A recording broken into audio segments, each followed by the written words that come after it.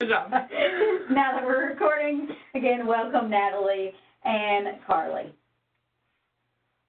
All right. So we had popular suggestions after the last trending talk to talk about labels and what is really in your food.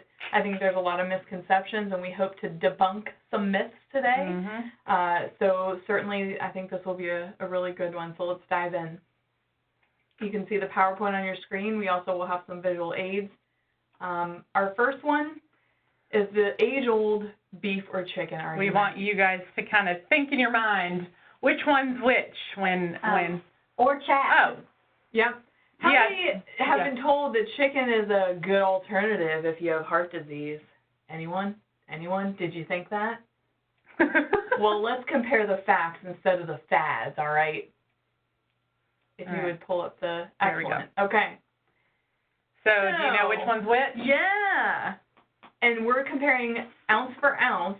Karlie, would you please show me how much the portion is? So we've got 3 ounces of chicken. I'll bring it closer because I know Look we're how tiny that is. It's not even the size of your palm. So which one's which on the screen? Left side or right side for each? If anybody wants to take a guess for nutrition information. Anybody? Now look at the cholesterol. A lot of people feel like one is healthier than the other when it comes to cholesterol and preventing a heart attack. Look at the fat. Look at the calories. We highlighted the protein on this one in particular. All right. Let's reveal. All right. The beef. Yeah. 95% lean beef is on the list. So if you're somebody who has come in contact with the information in the media that chicken is a healthy alternative, if you have heart disease, diabetes, certain types of cancer, look at the facts up there. The cholesterol of the beef is actually lower than the chicken. Now, I will say that most of us don't eat the recommended portions either. I would say this is probably half of a standard chicken breast. You could probably put the size of your palm as a standard chicken breast.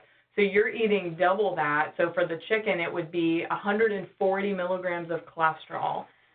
That's pretty much your daily allowance, and all animals make cholesterol, Karlie, including humans, so we don't need to consume it. It's made by our body. Any excess that we do consume is potentially artery clogging. That's the bad cholesterol. And the reason we've kind of brought in, especially the chicken versus beef, I think a lot of times we think because chicken is leaner and whatnot, that's kind of what we've heard, that we can overeat it, and in one setting have obviously more than one a portion would be. So that's just kind of just to make you aware that either way, if you're going to eat a form of meat, you have to be aware. Obviously, the beef does have quite a bit more fat, especially if you increase kind of the amount you're getting, but then you also have to look at cholesterol. So, and you're getting plenty of protein in 3 ounces of either. Oh, yeah. So, all right, we'll go on to the next one. All right, so how many of you would wake up and have a good old zebra cake? Me, in college. Probably most of you assume, like I would, that that's maybe not the best option, but you see breakfast Belvita, and look, it looks whole grain, and it looks like really on there. healthy for you. It looks awesome. 19 grams of, what is that, whole grain? Wow, it's got to be good, right? All right, we'll leave it up to you to guess what this next one. Ooh. So just take a minute and just kind of compare. So let's go down. Calories are pretty similar. Fat is pretty similar. I will say, Karlie, the sodium in one is almost 2 times more than the other. I'm curious about that. Sugars also very close. Yeah. The total carbs. One's a little bit higher. Okay. One has 3 grams of fiber.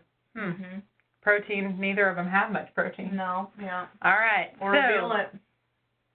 Snack cake on the left is what somebody said. And you're right. They are very similar in nutrition, though. And the point behind this, obviously, is that even though something is advertised as healthy or being a good option for the morning, you also need to look at what's in it.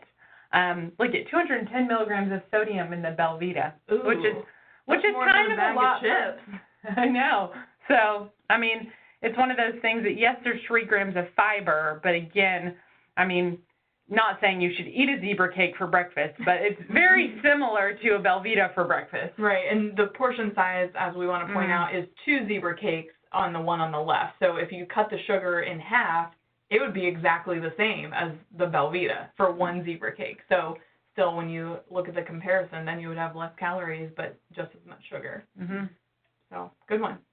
All right. That sounds good. And we're not endorsing one over the other, because we'll get into that. But we just want you to be aware that a lot of times these things marketed as healthy may not your be as great right. for you. So, how many people love Panera? I think we all do. We're going to pick on Panera for their Greek salad. It is vegetarian. It comes with their dressing. You can get a half or a whole portion. A lot of people get sandwiches. But for the sake of our comparison, let's do a half Panera salad with a hot dog. One hot dog, no bun. All right.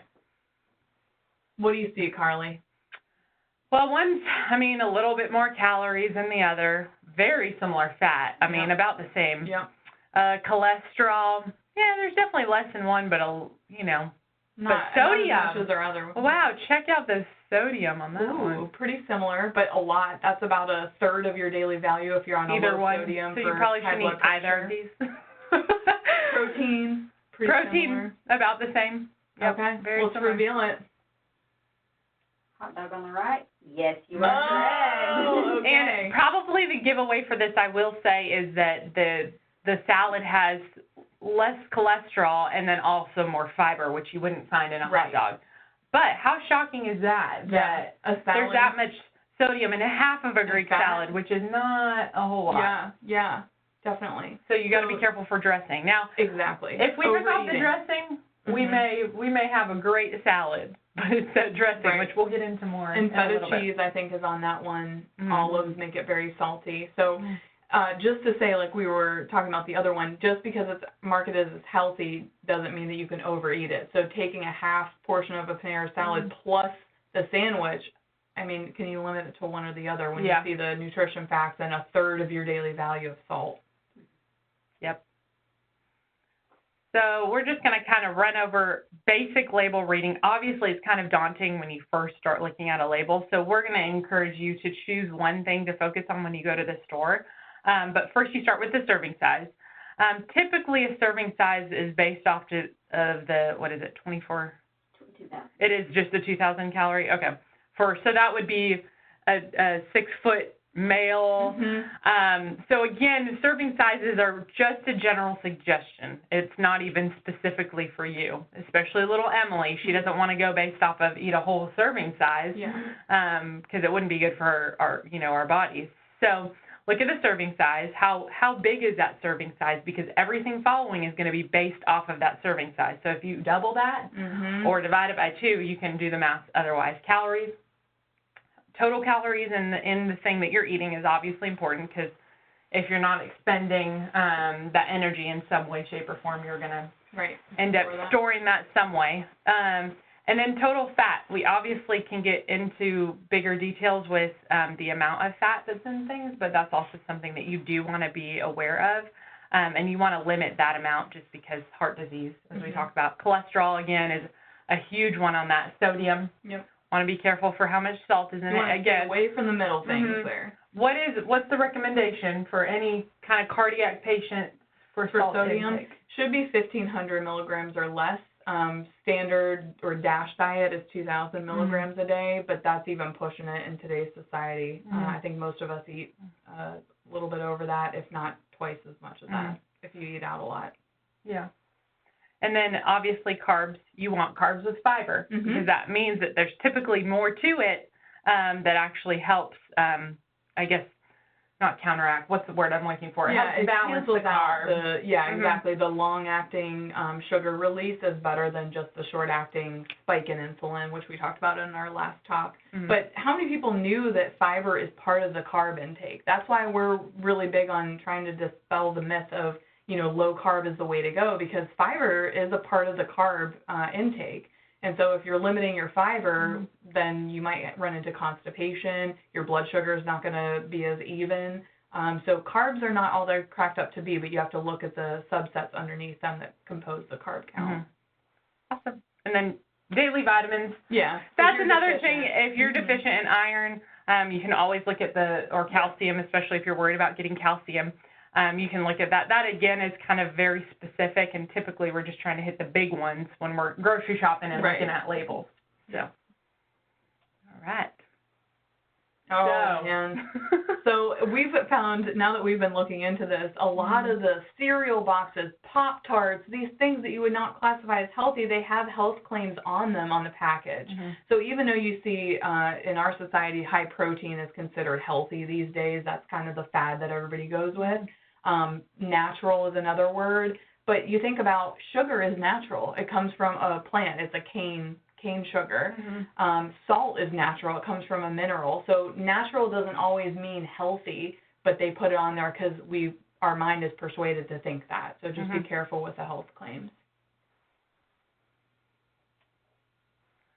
Here is a good example. Karlie, can I get you some granola, girlfriend? Sure. Let's see what this serving size is. A half cup, but this says high protein. Got my little bowl.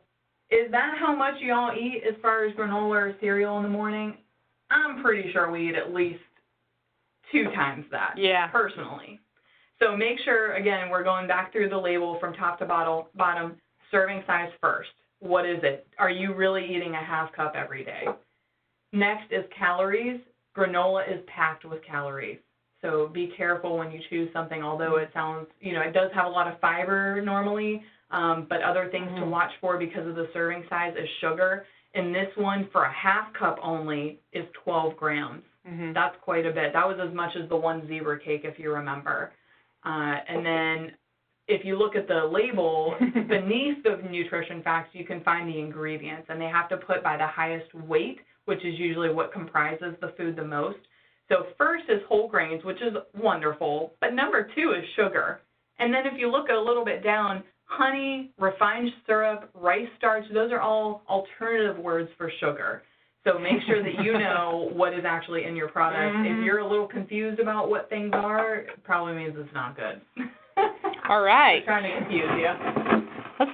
I'm still hungry for some granola. Yeah, let's do the next one. Bare naked. Ooh, naked? That kind of sounds like natural, right? There we go. That's my serving size. If you look up at the serving size for this particular granola, which is also very popular, this is the serving size. Hold up close if you look at your screen. And do you think part of that is marketing so that it's less than 200 calories? Look at that. So if you had double this to equal the previous Nature's Valley granola, you would already have 300 calories. Quickly, like that. Yeah. And again, wow.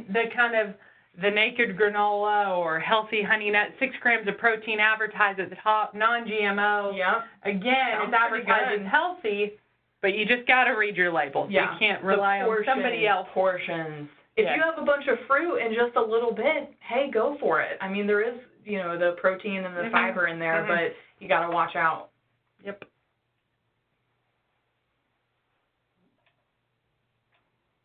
Here we go. All right. Here's another rule of thumb. If you can't pronounce it, then it's probably not good for you. This is just, I think, one of my favorite kind of things to think about is just because it's homemade doesn't mean it's good. What's your version of homemade? Did you go out and, get the flour and, know exactly that it's just flour and get, a couple, whatever, teaspoons of salt to make your bread or whatever you're making and know exactly what's in it? If not, this is the back of an awesome label that, when someone wants to make me something homemade, they may use. There's a lot in that. Half of those words on that thing, I don't even know what they are. So that's just a good rule of thumb. If you can't pronounce it, it's probably got a lot of additives. Any guesses what this food is from our audience? We're doing a lot of quizzing today. But look, it's packed with B12 and B6 and... All right. Let's reveal. Yay! Oh, homemade, just like blueberry cheesecake. So good. So all right. Again, homemade doesn't mean healthy. That's the point we're trying to make with this. Read your labels. All right. Again, less is more. Less ingredients, less processed. There's less additives. Pretty much anything that tastes good. There's a reason that a lot of these ingredients that come prepackaged or whatnot taste good. So. we're going to get into the more tricky things right here. So this, again, we're just going back to comparison. Right. So this is an interesting one to me because everybody knows that oatmeal in the morning was what Mama fixed for them. That's what I grew up with. Yeah. And it was typically our favorite packet. And it lowers your cholesterol, Karlie. That's a fact. But you got to be careful which one you pick. Just because it has oats doesn't mean it's healthy again. Right. And I just used Oat Bran as an example. I think it's has a little bit more as far as the fiber goes. But oatmeal, again, same thing. Oatmeal in its basic form is oatmeal. Yeah. It's just oats. Those big vats of it, you can buy them really cheap. But it's all about what do you add to it. And if you buy the prepackaged, they've already added it for you. But look at all the things that they've listed on the ingredients. That's way more than you need. And what do the stars mean? One of the B vitamins. So they're trying to advertise that they're putting vitamins in things, which is okay. But ultimately, you need to probably make it yourself. I'm glad it says heart healthy on it, though. So we talked about, Karlie, getting the serving portion for, like, if you wanted to add honey to your oatmeal, that would be... And I did put it on here. ...grams of sugar. If you do 1 teaspoon of honey. Even if you did a tablespoon or a half tablespoon of honey, that would still be less than what's in this maple brown sugar oatmeal. And we'll compare those right now. And now this was reflecting on the last label. Yeah. Okay. Yeah, that's fine. We'll go back, actually. Sorry. So we just wanted to really quick compare the labels between the two. So 1 packet of that brown sugar, look how much, 12 grams of sugar. Yeah. So if we added a teaspoon of honey, which is actually quite a bit of honey. Yeah. That's only 6 grams. Right. And you know where it's coming from. Yeah. What? Oh, okay. All right, we're going to keep going. All right, here's some smart hacks. Yep. And we can send this out, this PowerPoint, but basically you can substitute all these things to make your own oatmeal taste good. All right. Again, just because it sounds healthy doesn't mean it is. Yep. And if you have lower sugar, they have to substitute the flavor, and usually they add more fat. And likewise, if it's low fat, you probably have more sugar. So read your labels. This is a good comparison. Regular ice cream versus no sugar added ice cream. Look how much fat is in the no sugar added and how much sodium.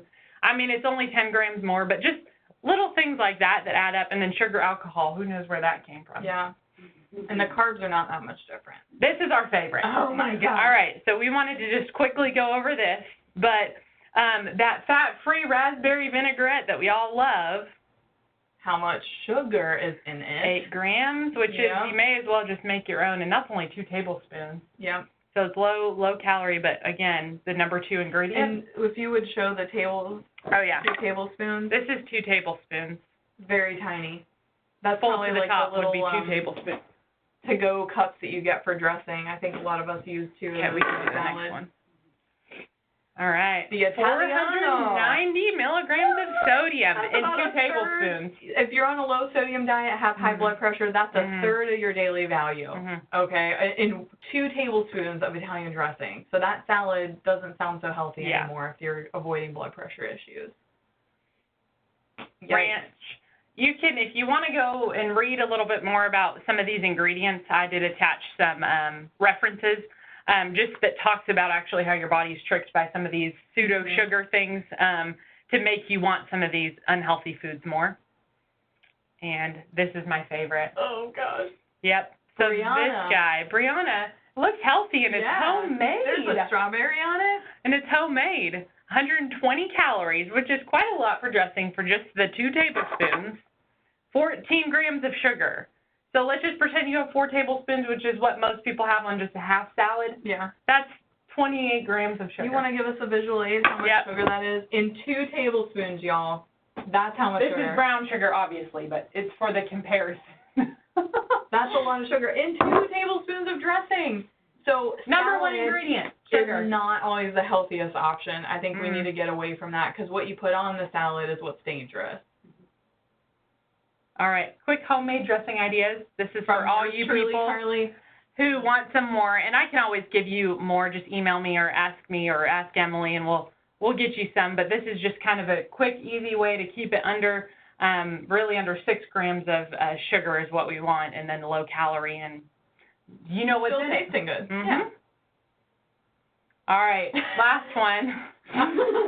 So I'm sure some of you have heard about different diets going on. This is an approved diet snack. Look how much sodium. So 1.5 ounces is, if it were, I guess it's a little bit more than this, but pretty much less than a palm size of snacks equals that serving size, 270 milligrams. So, who has just 3 chips? Yeah, not even, no. So a whole bag, Karlie, how much sodium would be in there? 810? Yep. Whoa. Like 810. No. A small bag of chips is 810. Oh, I see. If it were a Gotcha. small bag of chips, the same size is 810 milligrams of sodium. That's a lot. So you're better off just getting a regular bag of small chips than. But they advertise it as a half ounce, and then look, the calories look low, the sodium looks low, but if you don't know to read your labels, you don't know what you're getting into when you actually eat the serving that you are. Yep. So we just want to make a point. Need to read your labels. Lean cuisine, another good one. Just check out the salt on that, guy. Yeah. So I know that we are at the end of our time. I do want to ask if anybody, well, actually first let's do a quick recap of this video. If you could put it in just a few tips for everybody, what would you say? Read your labels. Definitely. Know what you're looking at when you read your labels. You want to stay away from the parts that are in the middle of the label, so or lessen those numbers. So if it's cholesterol, fat, sodium, and then sugar, you want to kind of look at those things the most. And American diet, look at your portion size. Now, that doesn't mean that these portion sizes are wrong. Maybe that's something we need to start looking at. Are we overeating? So when you look at a portion size, is that appropriate? How much are you doing 2-3 portions that are listed on the label? And we get carried away a little bit, and that's where the calories and the fat and the cholesterol add up. And does anybody have any questions? Any questions at all? You can put it in the chat box. Any questions? No, this is great. I'm glad y'all like it.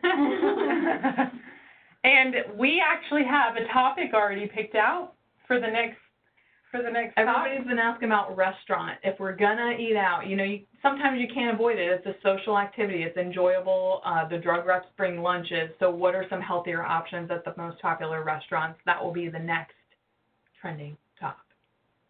Yes, and it says, I can't believe the no sugar added ice cream label. And I think that's the one thing is, also, does anybody have any comments of something that actually shocked them about this talk?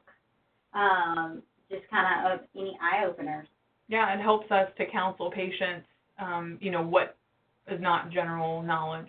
If you could give us some feedback, that would be great. So with that, not seeing anything else. But I greatly appreciate you guys all coming on again and watching this talk. And we look forward to seeing y'all next month at this time. And then next week, it'll be me. Yep. I will be doing a Be Better series. So look forward to that one. That will be next Tuesday at 12:30. Again, thank you all. And thank you, guys. Tell your friends to watch it. Yes. Have a good one.